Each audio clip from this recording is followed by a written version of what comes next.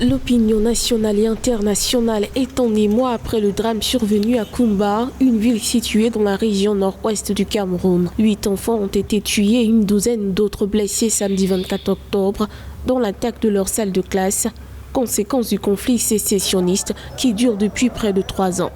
L'acte a été condamné par la classe politique camerounaise et le président de la Commission de l'Union africaine. Il n'y a pas de mots de chagrin ni de condamnation assez fort pour exprimer toute mon horreur face à l'attaque brutale visant les écoliers du primaire, alors qu'ils apprenaient dans leur classe. Selon des sources proches des forces de sécurité, vers 11h locales, un groupe de 9 assaillants terroristes ont fait irruption dans le collège Mother Francisca International Bilingual Academy avant d'ouvrir le feu sur les élèves présents dans la salle de classe. Ces élèves étaient âgés d'entre 9 et 12 ans. Le boycott des écoles était une stratégie des séparatistes ces dernières années. 700 000 jeunes environ étaient en dehors du système scolaire à cause du conflit, selon International Crisis Group.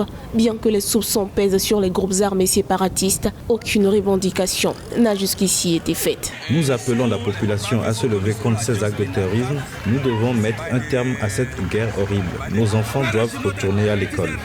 Depuis 2018, des groupes séparatistes et l'armée s'affrontent dans les 2 régions camerounaises du nord-ouest et du sud-ouest, où vit l'essentiel de la minorité anglophone. Une partie de celle-ci s'estime marginalisée par la majorité francophone du pays. Dans une sortie gouvernementale à la suite du drame de Kumba, le ministre de la Communication René Emmanuel Sadi prend à témoin le peuple et en appelle à la coopération active et sincère des pays amis qui hébergent les commanditaires de la rébellion armée.